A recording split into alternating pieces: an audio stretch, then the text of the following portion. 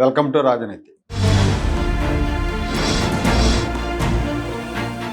YCP అధినేత మాజీ ముఖ్యమంత్రి జగన్మోహన్ రెడ్డి గారు, ఆయన పరివారం మొన్నటి ఎన్నికల్లో 2024 అసెంబ్లీ ఎన్నికల్లో, లోక్సభకు అసెంబ్లీకి జరిగిన ఎన్నికల్లో ఈవీఎంల మ్యానిపులేషన్ జరిగిందని ప్రచారం చేస్తున్నారు.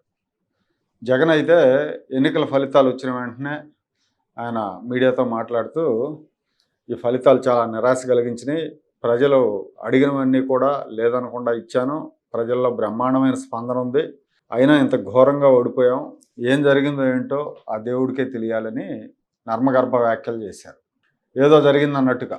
అయితే ఇటీవల కాలంలో ఈ ఈవీఎంలు మ్యానిపులేట్ చేశారనే ప్రచారం బాగా చేస్తున్నారు వైసీపీ సోషల్ మీడియాలో, వైసీపీ మీడియాలో, వైసీపీ నాయకులు, జగన్మోహన్ రెడ్డితో సహా.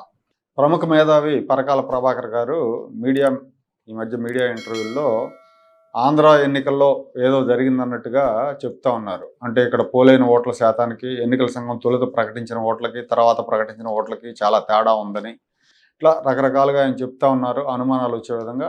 ఆ ఇంటర్వ్యూ క్లిప్స్ని వైఎస్ఆర్ కాంగ్రెస్ పార్టీ వాడుకుని ఏదో జరిగిపోయింది, అందుకే చంద్రబాబు గెలిచాడు, లేకపోతే మా జగనన్న గెలిచాడు అని ప్రచారం చేస్తున్నారు.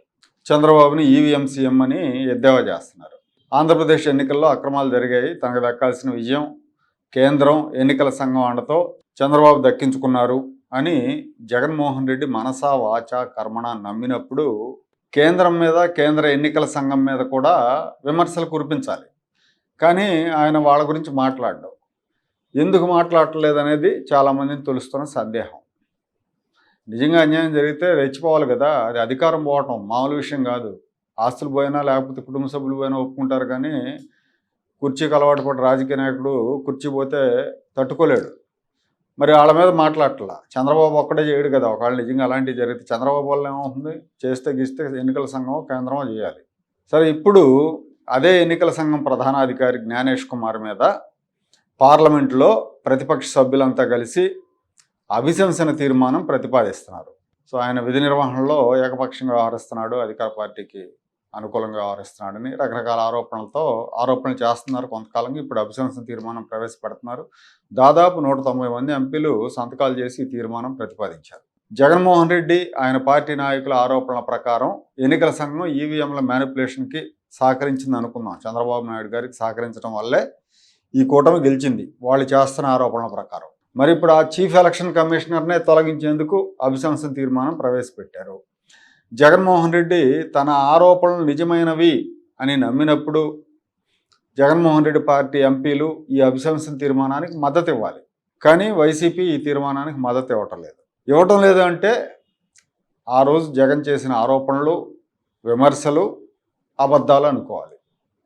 అబద్ధాలు చెప్పడం ద్వారా ప్రజలను తప్పుదోవ పట్టించే ప్రయత్నం చేశారు.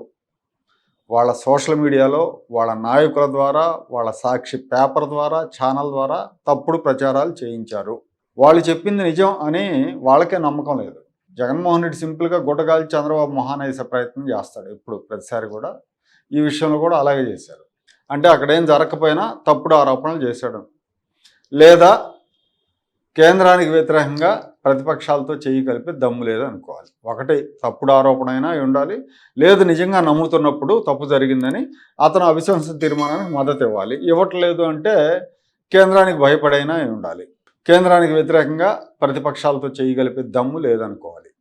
కేంద్రంలో, రాష్ట్రంలో 2 చోట్ల కూడా ఎన్డీఏ ప్రభుత్వాలు ఉన్న సందర్భంలో ఆయన రాష్ట్రంలో ఎన్డీఏ ప్రభుత్వం మీద ఒంటికాలి మీద దూకుతూ ఉంటాడు, కేంద్రాన్ని మాత్రం పల్లెత్తి మాట అనడు. మరి ఇప్పుడు జగన్మోహన్ రెడ్డి ఆయన ఏమనుకోవాలి, పులి అనుకోవాలా, పిల్లి అనుకోవాలా? అంటే ఇంట్లో పులి, వీధిలో పిల్లి అనుకోవాలేమో.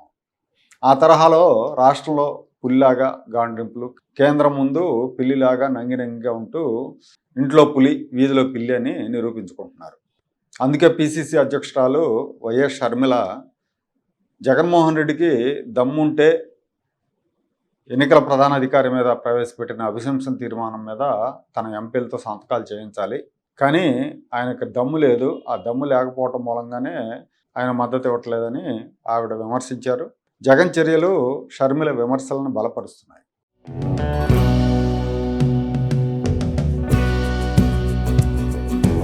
Like, share and subscribe to Rajaniti channel.